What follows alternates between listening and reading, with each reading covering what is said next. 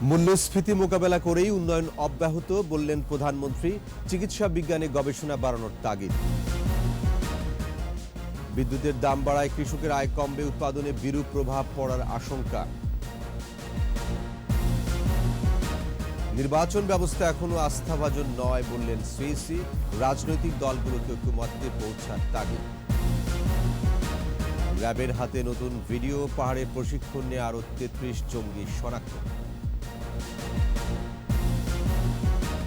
খুলনায় কর্মবিরতিতে অনড় চিকিৎসকরা, রোগীদের দুর্ভোগ, হামলাকারী এএসআই ক্লোজ।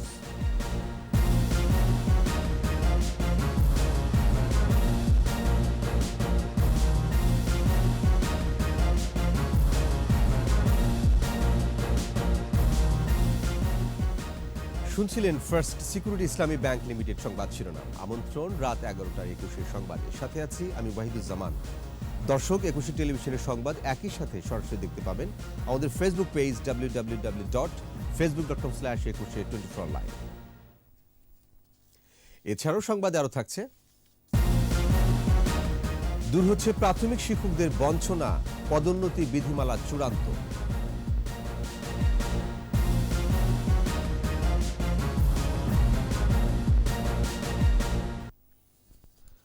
আমদানি ব্যয় ও মূল্যস্ফীতি মোকাবেলা করেই সরকার দেশের উন্নয়ন অগ্রযাত্রা অব্যাহত রেখেছে বলে জানিয়েছেন প্রধানমন্ত্রী শেখ হাসিনা। শুধু রোজগারের সীমাবদ্ধ না থেকে স্বাস্থ্য খাতে গবেষণা বাড়ানোরও তাগিদ দিয়েছেন তিনি। আকবর হোসেন সুমনের রিপোর্ট। রাজধানীর ওসমানী স্মৃতি মিলনায়তনে বিজ্ঞান ও প্রযুক্তি গবেষণায় সংশ্লিষ্টদের ফেলোশিপ ও বিশেষ গবেষণা অনুদান প্রদান অনুষ্ঠান। আয়োজনে গবেষণা ও উদ্ভাবন সংশ্লিষ্ট ৪৭ জনকে ফেলোশিপ প্রদান করেন প্রধানমন্ত্রী শেখ হাসিনা। উন্নয়নে গবেষণার বিকল্প নেই উল্লেখ করে প্রধানমন্ত্রী বলেন, বৈশ্বিক মন্দায়ও দেশের উন্নয়ন অব্যাহত রেখেছে সরকার। যদিও ইউক্রেন রাশিয়া যুদ্ধ, স্যাংশন, কাউন্টার স্যাংশনে আমাদের যে সমস্ত জিনিস আমদানি করতে হয় সেখানে যথেষ্ট বাধাপ্রাপ্ত হতে হচ্ছে। তাছাড়া সারা বিশ্বব্যাপী মূল্যস্ফীতি তারও প্রভাব পড়েছে। তারপরেও আমরা এই সকল পরিবেশকে মোকাবেলা করেই আমরা আমাদের দেশকে এগিয়ে নিয়ে যাচ্ছি। স্বাস্থ্য সংশ্লিষ্টদের গবেষণায় আন্তরিক হবার তাগিদ দেন সরকার প্রধান। আমাদের যারা ডাক্তার হন, হয় তারা ডাক্তার হয়ে হয় পুলিশের চাকরিতে চলে যান বা রাজনীতিবিদ হয়ে যান, ডাক্তারিও করেন না, গবেষণাও করেন না। আর এক শ্রেণী আছে তারা শুধু টাকা কামাই করতেই ব্যস্ত।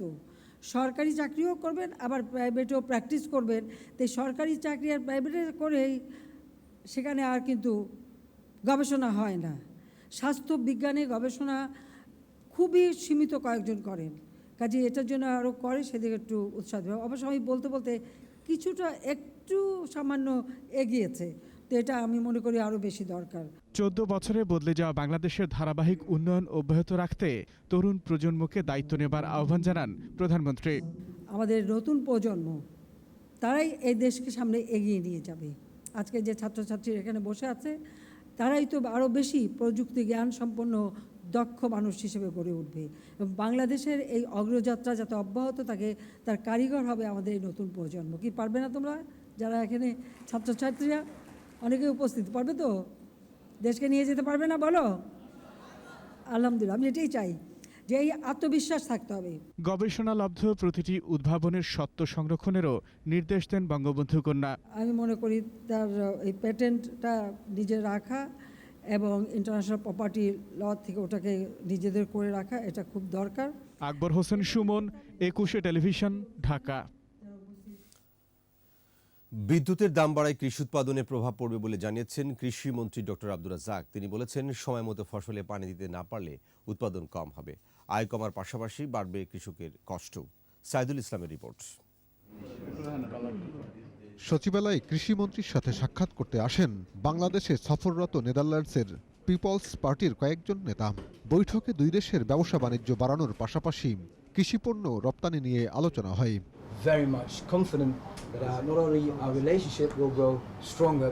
পরে সাংবাদিকদের প্রশ্নের জবাবে কৃষিমন্ত্রী বলেন, আন্তর্জাতিক বাজারে সারের দাম বেড়েছে, তবে দেশে ভর্তুকি দিয়ে কৃষককে সার দিচ্ছে সরকার। বিদ্যুতের দাম বাড়ায় উৎপাদন কিছুটা হলেও ব্যাহত হতে পারে। 5% বাড়াইছে, অবশ্যই কিছুটা ইম্প্যাক্ট হবেই। পানি না দিতে পারলে ঠিক মতো চাষি উৎপাদন কম হবে, হয়তো চাষিদের কষ্ট হবে, তার আয় কমে যাবে, তার যে লাভ হওয়ার কথা সেটা হবে না, বা যে পরিমাণ খরচ। কিন্তু এই দেশের চাষিরা এমন যে এই যে সার, নিজের বউর গয়না বিক্রি করেও সার দেয়, গরু বিক্রি করে জমিতে সার দেয়, কোনো ক্রমে সে ঝুঁকি নিতে চায় না। মন্ত্রী বলেন, আইএমএফ কিংবা বিশ্বব্যাংক সবসময় নানা শর্ত দিয়ে থাকে, তবে তাদের সব শর্ত মানা সম্ভব নয়। তো আইএমএফ সবসময় বলে আমরা আইএমএফ এর সব কথা শুনি না, এটা হলো কথা। আমি সেটা সার দিয়ে বললাম আর কি। আমরা আইএমএফ বললেই যে আমরা সব শুনবো, এটা ঠিক না। আমরা কিছুটা কন্ডিশন তাদের মেনে আমরা ফরেন এক্সচেঞ্জ করার জন্য করেছি, কিন্তু একদম টু এটা মানার প্রশ্নই ওঠে না। শিগগিরই ইউরোপের বাজারে কৃষিপণ্য রপ্তানির কথাও জানান মন্ত্রী। তো আমরাও চেষ্টা করছি যে বাংলাদেশের ফ্রুটস ভেজিটেবল এগুলো আমরা কিভাবে বিদেশে রপ্তানি করতে পারি। সাইদুল ইসলাম, 21 টেলিভিশন, ঢাকা। দেশে নির্বাচন ব্যবস্থা এখনো আস্থাভাজন হয়ে ওঠেনি বলে মন্তব্য করেছেন প্রধান নির্বাচন কমিশনার কাজী হাবিবুল আউয়াল। এজন্য রাজনৈতিক দলগুলোর ঐক্যমত্যের সংকটকে দায়ী করেছেন তিনি। সুষ্ঠু ও গ্রহণযোগ্য নির্বাচন উপহার দিতে আইন শৃঙ্খলা রক্ষাকারী বাহিনী সহ সবাইকে সমন্বিতভাবে কাজ করার আহ্বান সিইসির। মেহেদী হাসানকে সাথে নিয়ে শিউলি শবনমের প্রতিবেদন। দেশের তরুণ ভোটারদের ভোটদানে উদ্বুদ্ধ করা ও ভোটার তালিকা নির্ভুলভাবে হালনাগাদ করতে পঞ্চমবারের মতো পালিত হলো ভোট দিবস। এই উপলক্ষে নির্বাচন কমিশন ভবনের মিলনায়তনে আলোচনা সভা। আলোচনায় অংশ নিয়ে প্রধান নির্বাচন কমিশনার বলেন, নির্বাচন ব্যবস্থা এখনও আস্থাভাজন হয়ে ওঠেনি। জাতিকে আস্থাভাজন নির্বাচন উপহার দিতে কাজ করছে কমিশন। রাজনৈতিক দলগুলোকে ঐক্যমত্যে পৌঁছানোরও তাগিদ দেন তিনি। নির্বাচন ব্যবস্থা কিন্তু খুব ভালোভাবে আস্থাভাজন এখনো হয়ে ওঠেনি। মানুষের আস্থা বর্ধিত করতে হবে, এবং সেই ক্ষেত্রে কিন্তু আমাদের যারা নির্বাচন কমিশনের দায়িত্ব রয়েছে মানুষের আস্থাটা ফিরিয়ে আনা। রাজনৈতিক অঙ্গনে পুরোপুরি ঐক্যমত্য দেখতে পাচ্ছি না, এই ঐক্যমত্যটা খুব বেশি প্রয়োজন। এদিকে ভোটারদের আরও বেশি দায়িত্ববান ও সচেতন হওয়ার তাগিদ দিয়ে নির্বাচন কমিশনার রাশেদা সুলতানা বলেছেন, ভোটাররা ভোট কেন্দ্রে না গেলে নির্বাচন ব্যর্থ হয়ে যাবে। ভোট কেন্দ্রে সর্বোচ্চ নিরাপত্তা নিশ্চিত করা হবে বলেও জানান তিনি। আপনারা যদি ভোট না দেন তাহলে কিন্তু এই নির্বাচনের আয়োজনগুলো কিন্তু সম্পূর্ণটাই ব্যর্থতায় পর্যবেসিত হবে। আমাদের যারা আইন শৃঙ্খলা বাহিনী যারা থাকবেন তারা সবাই মিলে যদি আমরা ঐক্যবদ্ধভাবে একটা সুন্দর আয়োজন করি, তাহলে কিন্তু অবশ্যই আমরা সুন্দর একটা ভোটের পরিবেশ তৈরি করতে পারবো। এর আগে জাতীয় ভোটার দিবস উপলক্ষে নির্বাচন কমিশন প্রাঙ্গণ থেকে বের করা হয় শোভাযাত্রা। এই সময় প্রকাশ করা হয় চূড়ান্ত ভোটার তালিকা। এবার মোট ভোটার 11,91,51,440 জন। শিউলি শবনম, 21 টেলিভিশন, ঢাকা। পাহাড়ে প্রশিক্ষণ নেওয়া 33 জঙ্গি শনাক্ত হয়েছে। এর মধ্যে 12 জন গ্রেফতার বলে জানিয়েছে র্যাব। সংবাদ সম্মেলনে র্যাব জানায়, জামায়াতুল আনসার ফিল হিন্দাল শারকিয়ার 4 জঙ্গিকে গ্রেফতারের পর নতুন একটি ভিডিও তাদের হাতে এসেছে। এদিকে র্যাব মহাপরিচালক জানিয়েছেন, আগামী নির্বাচনের দায়িত্ব পালনে মার্কিন নিষেধাজ্ঞা কোনো প্রভাব ফেলবে না। মিনালা দিবা রিপোর্ট।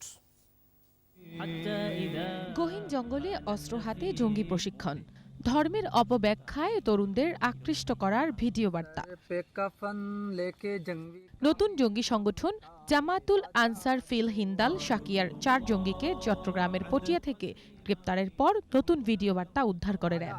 বাস্তবায়নের লক্ষ্যে সংস্থাটি জানায়, জঙ্গি দলটির আমির আনিসুর রহমানের বক্তব্য সহ ভিডিওগুলো বানানো হয়েছিল নিজেদের অস্তিত্ব প্রমাণ করতে।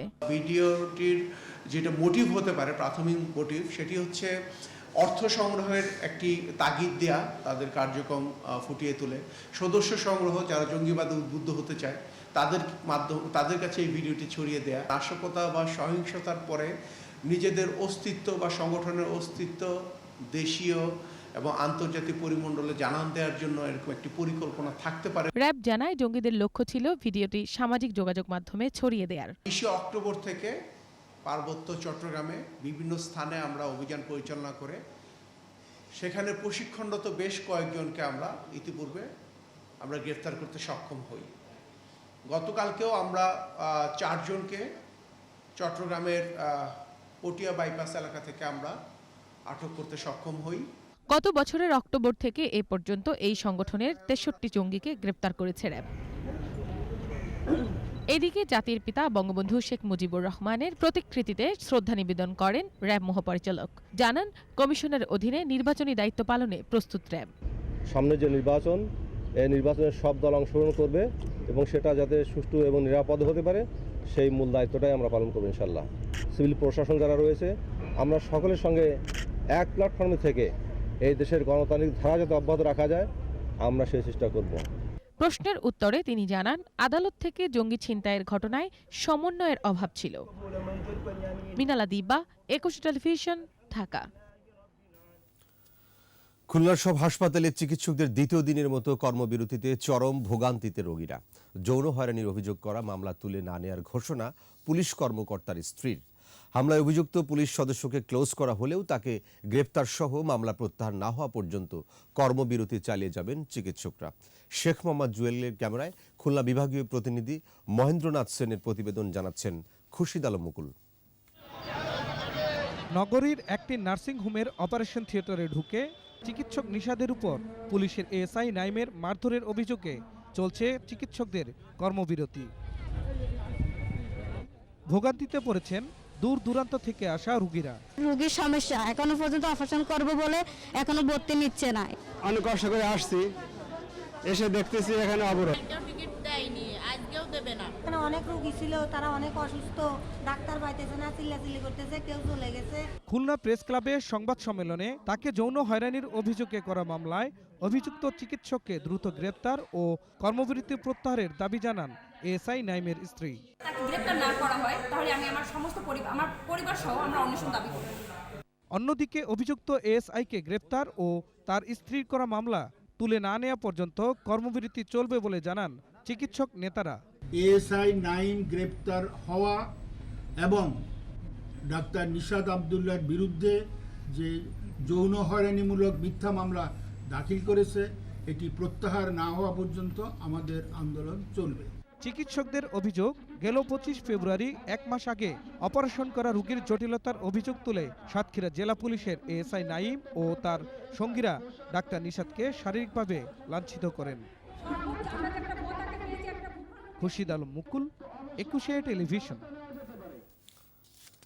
যাদের সারা গায়ে দুর্নীতির গন্ধ, তারা যখন দুর্নীতির বিরুদ্ধে কথা বলে তখন পুরোটাই দুর্গন্ধময় হয়ে যায় বলে মন্তব্য করেছেন তথ্যমন্ত্রী ডক্টর হাসান মাহমুদ। সচিবালয়ে সমসাময়িক বিভিন্ন বিষয়ে সাংবাদিকদের প্রশ্নের জবাবে মন্ত্রী বলেন, বিএনপি দুর্নীতিতে 5 বারের চ্যাম্পিয়ন, তাই তাদের মুখে দুর্নীতির বিরুদ্ধে কথা বলা মানায় না। বিশ্বব্যাপী মূল্যস্ফীতি যেভাবে বেড়েছে, বাংলাদেশের সে তুলনায় অনেক কম বেড়েছে বলেও জানান তথ্যমন্ত্রী। এই বিদ্যুতের মূল্য বৃদ্ধির সাথে আবার দুর্নীতিকে যুক্ত করার চেষ্টা করেছেন। যাদের সারা গায়ে দুর্নীতির গন্ধ, তারা যখন দুর্নীতি নিয়ে কথা বলে তখন দুর্গন্ধই ছড়ায়, অন্য কোনো কিছু ছড়ায় না। দুর্নীতিতে পরপর 5 বার তারা বাংলাদেশকে বিশ্ব চ্যাম্পিয়ন বানিয়েছিল। দুর্নীতির দায়ে বেগম খালেদা জিয়া শাস্তিপ্রাপ্ত বন্দী হয়েছিলেন। এখন মাননীয় প্রধানমন্ত্রীর কৃপায় জেলখানার পরিবর্তে ঘরে অবস্থান করতে পারছেন। গ্রাহক পর্যায় থেকে শিল্প কারখানায় বিদ্যুতের দাম বারবার বাড়ায় সাধারণ মানুষ স্বস্তি পাচ্ছে না বলে অভিযোগ করেছেন বিএনপি মহাসচিব মির্জা ফখরুল ইসলাম আলমগীর। বৃহস্পতিবার জাতীয় প্রেস ক্লাবে জাতীয় সমাজতান্ত্রিক দল জেএসডি আয়োজিত আলোচনায় বিএনপি মহাসচিব আরও বলেন, ভারতের সাথে চুক্তি করে 200 টাকার বিদ্যুৎ 400 টাকায় কিনে বিদ্যুতের মূল্য বৃদ্ধি করেছে সরকার। দেশে সচেতনভাবে একদলীয় শাসন ব্যবস্থা তৈরি করার চেষ্টা চলছে বলেও মন্তব্য করেন মির্জা ফখরুল। অভিযোগ করে বলেন, বিদেশে টাকা পাচার করছে সরকারই।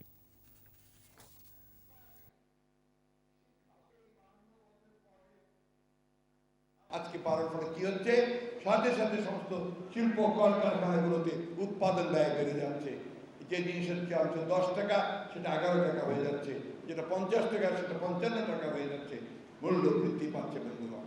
আজকে গ্যাসের দাম বাড়ছে, বিদ্যুতের দাম বাড়ছে, কয়লার জ্বালানির তেল বাড়ছে, কয়লার দাম বাড়ছে, কেরোসিনের দাম বাড়ছে। কোথাও কোনো জিনিসে মানুষ সেই স্বস্তি পাচ্ছে না। রাজশাহী বিশ্ববিদ্যালয়ের ভূতত্ত্ব খনিবিদ্যা বিভাগের অধ্যাপক ডক্টর এস তাহের হত্যা মামলায় শিক্ষক মহিউদ্দিন ও জাহাঙ্গীরের রিভিউ খারিজ করে দিয়েছে আপিল বিভাগ। আইন অনুযায়ী 2 আসামি এখন রাষ্ট্রপতির কাছে প্রাণ ভিক্ষা চাইতে পারবেন। সে আবেদন খারিজ হলে মৃত্যুদণ্ড কার্যকরে কোনো বাধা থাকবে না। প্রধান বিচারপতি হাসান ফয়েজ সিদ্দিকের নেতৃত্বে ৮ বিচারপতির আপিল বেঞ্চ আদেশ দেন। শাকের আরজুর রিপোর্ট। ২০০৬ সালের ১ ফেব্রুয়ারি রাজশাহী বিশ্ববিদ্যালয়ের কোয়ার্টারের ম্যানহোল থেকে উদ্ধার করা হয় অধ্যাপক তাহেরের মরদেহ। দুদিন পর অধ্যাপক তাহেরের ছেলে রাজশাহীর মতিহার থানায় হত্যা মামলা দায়ের করেন। ২০০৭ সালে একই বিভাগের সহযোগী অধ্যাপক জামায়াতপন্থী শিক্ষক ডক্টর মিয়া মোহাম্মদ মহিউদ্দিন, বিশ্ববিদ্যালয়ের ছাত্র শিবিরের সভাপতি মাহবুবুল আলম সালেহী, তাহেরের বাসার তত্ত্বাবধায়ক জাহাঙ্গীর, আব্দুল সালাম, তাদের বাবা আজিমউদ্দিন মুন্সি এবং সালামের আত্মীয় নাজমুলকে আসামি করে অভিযোগপত্র দেয় পুলিশ। জাতির এই সূর্য সন্তানকে, এই বুদ্ধিজীবীকে হত্যা করেছে ব্রুটালি। রাজশাহী দ্রুত বিচার আদালত ৪ জনকে ফাঁসির আদেশ ও ২ জনকে খালাস দেন। দণ্ডপ্রাপ্তরা হলেন ডক্টর মিয়া মোহাম্মদ মহিউদ্দিন, মোহাম্মদ জাহাঙ্গীর আলম, নাজমুল আলম ও আব্দুল সালাম। উচ্চ আদালতের ডেথ রেফারেন্স ও আপিল শুনানি শেষে ২ জনের ফাঁসি বহাল থাকলে রিভিউ আবেদন করে তারা। চূড়ান্ত শুনানি শেষে রিভিউ আবেদন খারিজ করে দেন আপিল বিভাগ। আসামি মহিউদ্দিন, আসামি জাহাঙ্গীর, আসামি আব্দুল সালাম এর রিভিউ আবেদন খারিজ। এর ফলে মৃত্যুদণ্ড কার্যকর হবে। আইনজীবীরা জানান, ডক্টর মিয়া মোহাম্মদ মহিউদ্দিন ও কেয়ারটেকার মোহাম্মদ জাহাঙ্গীর আলমকে ফাঁসির কাষ্ঠে যেতেই হচ্ছে। মহামান্য রাষ্ট্রপতির কাছে আবেদন, তারপরে জেল কোড অনুসারে তার ফাঁসি কার্যকর। ২১ থেকে ২৮ দিনের ভিতরে এটা একটা বিধান আছে, এটা আদালতে এখান থেকে রায়ের কপি পৌঁছানোর। দ্রুত রায় কার্যকরের দাবি তাহেরের স্বজনদের। আমার শেষ হয়ে গেছে ১৭ বছরে, রিভিউ খারিজ হয়ে গেছে, কিন্তু আমরা অবিলম্বে এই রায়টা যাতে কার্যকরী হয়। সবাই যে বলে বিচারহীনতার একটা বিষয়, আমি বলবো না, বাংলাদেশে বিচার হয়, তার একটা মুখ্য উদাহরণ আমরা বিচার পেয়েছি। রায়ে সত্যের জয় হয়েছে বলেও জানান তারা। শাকের আরজু, ২১ টেলিভিশন, ঢাকা। জাতীয় পরিচয়পত্র দিয়ে রেজিস্ট্রেশন করে ট্রেনের টিকিট কাটতে গিয়ে এখনও অনেককে সমস্যায় পড়তে হচ্ছে। তবে এই পদ্ধতিকে সাধুবাদ জানিয়ে সাধারণ যাত্রীরা আশা করছেন এতে কালোবাজারি বন্ধ হবে। রেল কর্তৃপক্ষ জানিয়েছে 2 দিনে 6 লাখের উপর মানুষ অনলাইনে নিবন্ধন করেছেন। বিস্তারিত আহমদ বাবুর প্রতিবেদনে। ১ মার্চ থেকে ট্রেন ভ্রমণ করতে জাতীয় পরিচয়পত্র দিয়ে রেজিস্ট্রেশন করে টিকিট কেনার নিয়ম চালু করেছে কর্তৃপক্ষ। দ্বিতীয় দিনে কমলাপুর স্টেশনে আসা সাধারণ যাত্রীরা হেল্প ডেস্কের সহায়তা নিয়ে নিবন্ধনের পর টিকিট কাটতে পারছে। তবে যাদের মোবাইল নেই তাদের পড়তে হচ্ছে সমস্যায়। আইডি কার্ড ছাড়া মনে হয় আমার টিকিট দিচ্ছে না, এটাই আমার তো মোবাইল নাম্বার নাই এখানে। টিকিট লাগে আসছিলাম, কিন্তু আইডি কার্ড নিয়ে রেজিস্ট্রেশন করা লাগবো, এই জন্য আমরা টিকিট লইতে পারি নাই। ফরেনার আসবে, তাদের কাছে তো আমাদের দেশে আইডি কার্ডও থাকবে না বা বার্থ সার্টিফিকেটও থাকবে না। একটা অল্টারনেটিভ সলিউশন গভর্নমেন্টের করা উচিত। যাত্রীরা বলছেন নিবন্ধনের যে পদ্ধতি রেল চালু করেছে সেটা ভালো, তবে কালো বিড়াল যেন এই পদ্ধতির মধ্যে থাবা দিতে না পারে সে বিষয়ে সতর্ক থাকার দাবি তাদের। রেলের যে কালো বিড়াল আছে, এই কালো বিড়াল যেন ধরা হয় ঠিক মতো। ওনারা অনেক হেল্প করছে যে এভাবে করেন তাহলে তাড়াতাড়ি হবে, তো এভাবে করে অবশ্যই ভালো হয়েছে। নিবন্ধন করে বাইরে ছাড় আছে, নিবন্ধন করে আইছি, এরপরে লাইনে খারাইছি, মেসেজ আসে না, আবার মেসেজের লাগে আবার গেছি, এখন কয় মেসেজ আইছে, এখন সিরিয়াল ধরেন। আমার জন্য অসুবিধা হয়েছে বাজান, সকাল থেকে ঘাটটা। কর্তৃপক্ষ বলছে একজনের নিবন্ধন দিয়ে 4টি টিকিট কাটতে পারবে, তবে যার নামে নিবন্ধন তাকে অবশ্যই যাত্রী হিসাবে ট্রেনে থাকতে হবে। যাদের এনআইডি নেই তাদের নিবন্ধন দিয়ে, জন্ম নিবন্ধন দিয়ে তারা রেজিস্ট্রেশন করতে পারবে। আর বিদেশি নাগরিকদের জন্য পাসপোর্ট দিয়ে টিকিট কাটার ব্যবস্থা রাখা হয়েছে। আজকে পর্যন্ত রেজিস্ট্রেশন হয়েছে 6,20,200। প্রতিদিনই নিবন্ধন সংখ্যা বাড়ছে বলেও জানান তিনি। আহমদ বাবু, 21 টেলিভিশন, ঢাকা। পহেলা বৈশাখ থেকে অনলাইনে ছড়া জমির খাজনা নেওয়া হবে না বলে জানিয়েছেন ভূমি মন্ত্রী সাইফুজ্জামান চৌধুরী। রাজধানীর ভূমি ব্যবস্থাপনা নিয়ে এক সংলাপে অংশ নিয়ে তিনি বলেন, নতুন পদ্ধতি চালু হলে আর দুর্নীতি ও অনিয়মের কোনো সুযোগ থাকবে না। তৌহিদুর রহমানের রিপোর্ট। দেশের আদালতগুলোতে মামলার প্রায় অর্ধেকেরও বেশি ভূমি সংক্রান্ত। জাল দলিল, বেনামে খারিজ, জবরদখল সহ নানা অনিয়ম নিয়ে এসব মামলায় দীর্ঘদিন ভোগান্তিতে জমির মালিকরা। সমস্যা সমাধানে ভূমির তথ্য ভাণ্ডার তৈরি করছে সরকার, যার মাধ্যমে অনলাইন প্ল্যাটফর্ম থেকে জমির সকল তথ্য পাওয়া যাবে। ভূমি ব্যবস্থাপনা নিয়ে এক আলোচনায় অনিয়ম ঠেকাতে জনবান্ধব আইন করার কথা বলছে ভূমি মন্ত্রণালয়। ভূমি ব্যবহার ও মালিকানা আইন, তার মধ্যে শিগগির পরিস্থিতির একটা চ্যাপ্টার আছে। সার্বিক ভূমি ব্যবস্থাপনায় স্বচ্ছতা নিশ্চিত করতে সরকারি কর্মকর্তা কর্মচারীদের আরও জবাবদিহিতার আওতায় আনার তাগিদ দেন বিশ্লেষকরা। এই সমস্ত কর্মচারী কর্মকর্তা এই যে ডিজিটালাইজেশন অফ ল্যান্ড সার্ভিসেসের সেবাটা জনগণের হাতে সুগম করার জন্য অনুঘটকের দায়িত্ব পালন করার কথা, তাদের পর্যাপ্ত দক্ষতা, তাদের পর্যাপ্ত অবকাঠামো, তাদের পর্যাপ্ত কম্পিউটারাইজেশন বা ইকুইপমেন্ট এগুলো আছে কিনা সেই বিষয়গুলো দেখার বিষয় রয়েছে। ডিজিটাল পদ্ধতি ও যুগোপযোগী আইন চালু হলে ভূমি সংক্রান্ত বিরোধ কমে আসবে বলে জানান মন্ত্রী। যে সমস্ত কাজগুলো করছি প্রত্যেকটা আমরা চেষ্টা করছি সাস্টেনেবল এবং capacity building. Land crime act, land zoning আইনটা ইনশাল্লাহ আমরা পাশ করবো। তো আমরা টার্গেট করছি আগামী এপ্রিলের আমাদের নেক্সট যে সংসদীয় সেশন হবে সেখানে আমরা অন্তত পক্ষে এই জিনিসটা নিয়ে আসার জন্য। জমির খাজনা আদায়ে অনলাইন ব্যবস্থা চালু হওয়ায় 1.5 বছরে 375 কোটি টাকা আদায় হয়েছে বলেও জানান তিনি। 15 দিন বিভিন্ন ক্ষেত্রে বিভিন্ন কাজ করেছি। তৌহিদুর রহমান, 21 টেলিভিশন, ঢাকা। স্বল্পোন্নত দেশগুলোর ৫ম জাতিসংঘ সম্মেলনের দ্বিতীয় পর্বে যোগ দিতে শনিবার কাতারের দোহার যাচ্ছেন প্রধানমন্ত্রী শেখ হাসিনা। পররাষ্ট্র মন্ত্রণালয়ের নিয়মিত ব্রিফিংয়ে জানানো হয়, বিশেষ আমন্ত্রিত বক্তা হিসেবে 5 মার্চ উদ্বোধনী অনুষ্ঠানে বক্তব্য রাখবেন প্রধানমন্ত্রী। এই সম্মেলনে মাননীয় প্রধানমন্ত্রীর অংশগ্রহণ অত্যন্ত গুরুত্বপূর্ণ।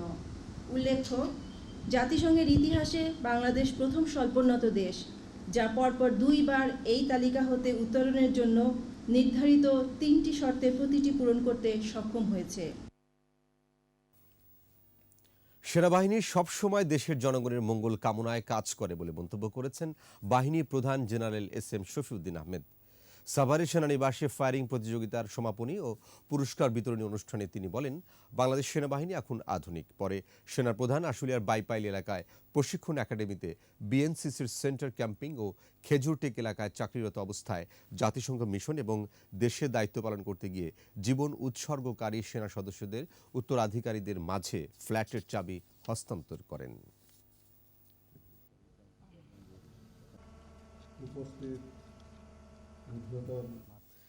এবারে বিশেষ আয়োজন উত্তাল মার্চ।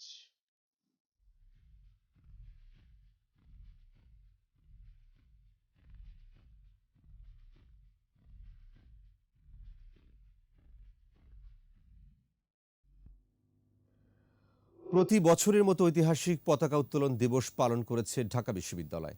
সকালে কলাভবনের সামনে জাতীয় পতাকা উত্তোলনের মধ্য দিয়ে দিবসটি সূচনা করেন ঢাকা বিশ্ববিদ্যালয়ের উপাচার্য অধ্যাপক ডক্টর মোহাম্মদ আখতারুজ্জামান। তিনি বলেন, ৭১ মার্চের এই দিনে ঢাকা বিশ্ববিদ্যালয়ের বটতলায় ছাত্র জনতা মিলে যে সাহসের জন্ম দেয়, সেই থেকে বাংলার আকাশের দখল নেয় লাল সবুজের পতাকা। পরে আলোচনা সভায় বক্তারা ৭১ এই দিনের ইতিহাস তুলে ধরেন। দিবসটি উপলক্ষে জাতীয় জাদুঘরের সামনে সমাবেশ করে বাংলাদেশ মুক্তিযুদ্ধ মঞ্চ।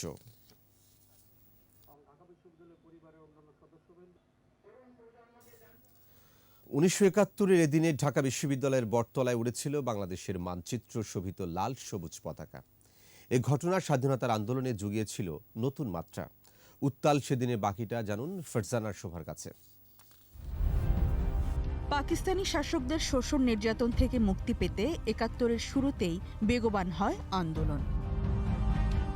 ৭০ নির্বাচনে আওয়ামী লীগের নিরঙ্কুশ বিজয়ের পর শঙ্কিত হয়ে ওঠে পাকিস্তানের শাসক গোষ্ঠী।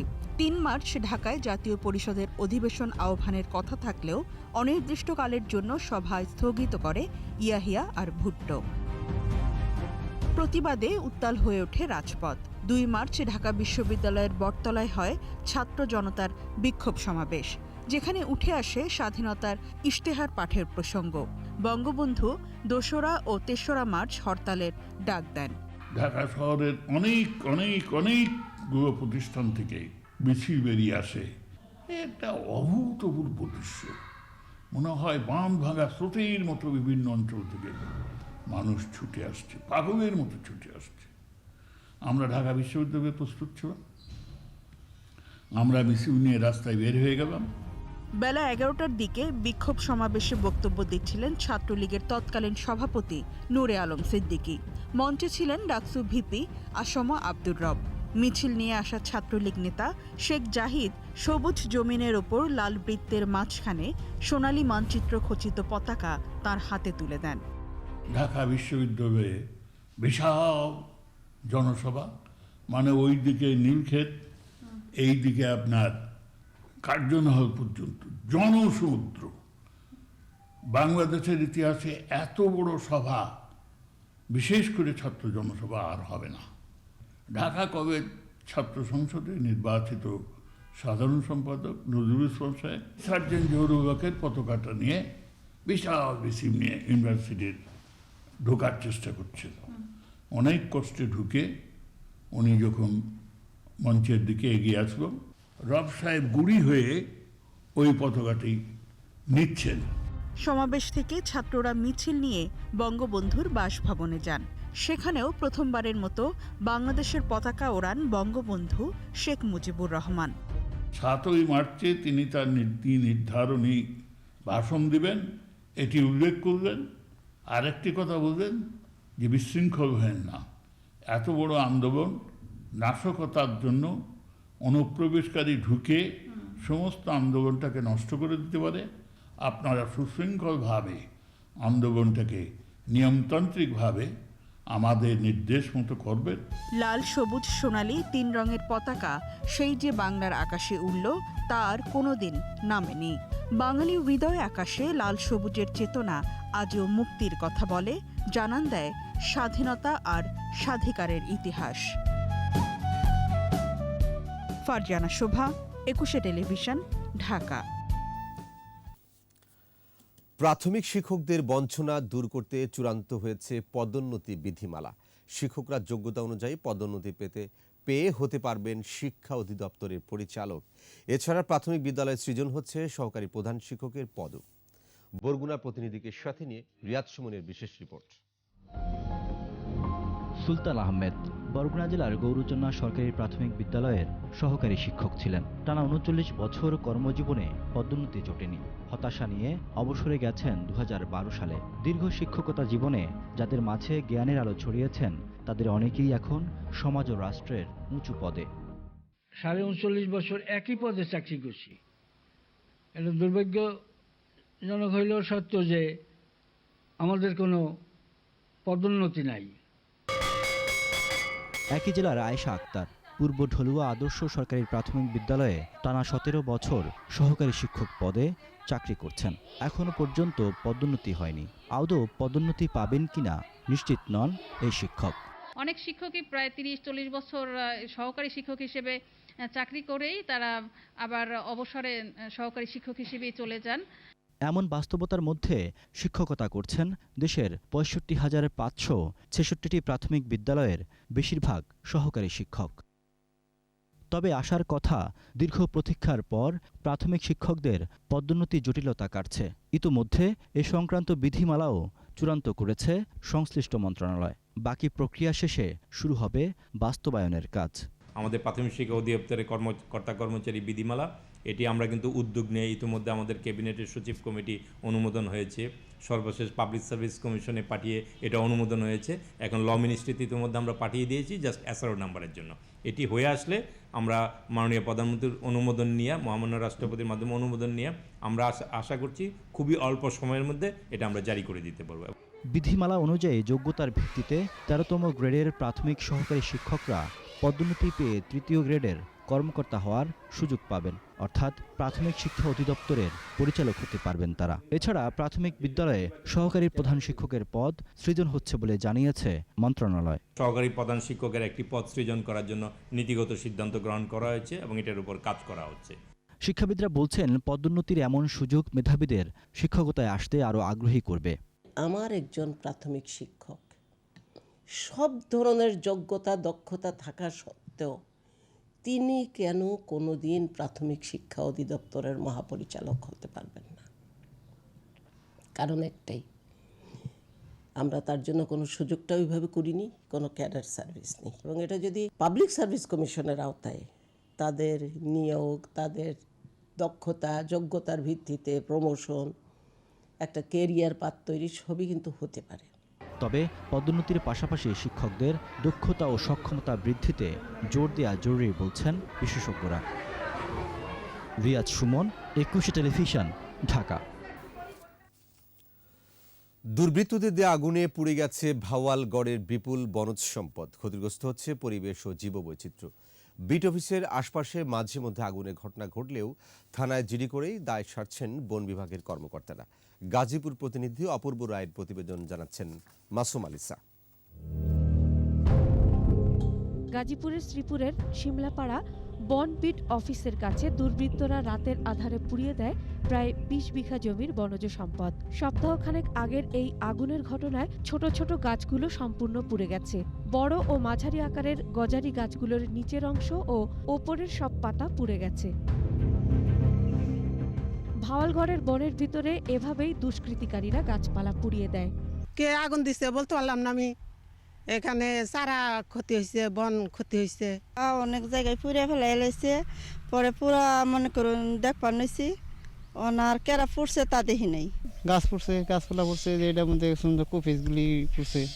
স্থানীয়রা জানান বন বিভাগ তৎপরতা বাড়ালে ভাওয়ালগড়ের গাছপালা ও জীববৈচিত্র্য আরো সুরক্ষিত থাকত, কিন্তু থানায় জিডি করে দায় সারেন তারা। বন বিভাগ যদি আরেকটু তদারকি করতো তাহলে হয়তোবা আমাদের এই গাজীপুরের ভাওয়ালগড়ের জীববৈচিত্র্য রক্ষা পেত। এ ব্যাপারে জেলা প্রশাসনের বক্তব্য পাওয়া যায়নি। তবে প্রায় বনে আগুনের ঘটনা ঘটছে বলে স্বীকার করেছে বন বিভাগ। কে বাগার আগুন লাগাইছে, এখন আগুন লাগায়। আমরা গত 2 দিন আগে একটা জিডি করছি, এই অবস্থা প্রতিদিন এই অবস্থা করতেছে। আমরা তো সঠিকভাবে পালন করতেছি, কিন্তু অনেক সময় লাগাই দিলে, ফট করে লাগাই দিলে আমরা সংবাদ পাই, দৌড়ে যাই, লোকজন রাখছি, চতুর্দিকে লোকজন রাখছি, লাগাই রাখছি যে কোথাও আগুন লাগলে আমাদের বলবেন।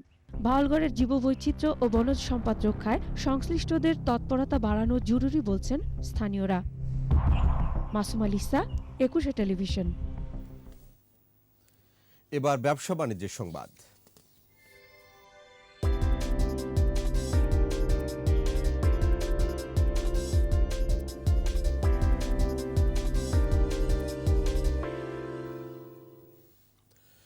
ঠাকুরগাঁওয়ে উৎপাদিত সবজি জাপান ও আমেরিকায় রপ্তানির লক্ষ্যে দুদেশের 4 সদস্যের ব্যবসায়িক প্রতিনিধি দল ঠাকুরগাঁওয়ে সবজি মাঠ পরিদর্শন করেছেন। সকাল থেকে বিকেল পর্যন্ত মাঠ পরিদর্শনের সময় জেলা কৃষি বিভাগের কর্মকর্তা ও কর্মচারীরা উপস্থিত ছিলেন। বাংলাদেশের মানুষ বন্ধুসুলভ ও সহজ সরল উল্লেখ করে জাপানের শৌবি ফুড কোম্পানির ব্যবস্থাপনা পরিচালক আকিরা মাতসুমোতো ঠাকুরগাঁও থেকে সবজি কিনে সফলভাবে ব্যবসা করতে পারবেন বলে আশাবাদ ব্যক্ত করেন। জাপান ও আমেরিকা বাংলাদেশের কৃষকদের কাছ থেকে সরাসরি গাজর, মিষ্টি কুমড়া ও মরিচ নিতে চান বলে জানান কৃষি কর্মকর্তা সিরাজুল ইসলাম।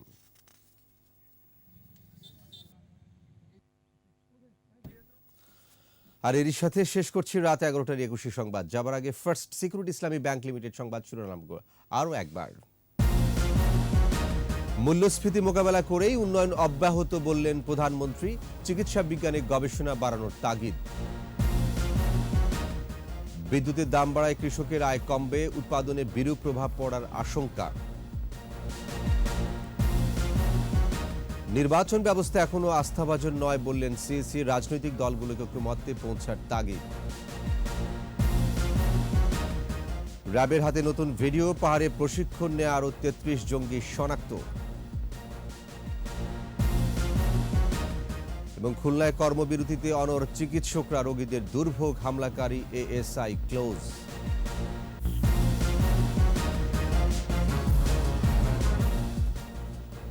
সর্বশেষ খবর জানতে ডায়াল করুন 2024 নম্বরে, আর ভিজিট করুন 21-tv.com ওয়েবসাইটে। এছাড়া ফেসবুকে ভিজিট করতে পারেন facebook.com/2124 অনলাইনে। পরের সংবাদ রাতে 1টায় দেখার আমন্ত্রণ রইল। ধন্যবাদ।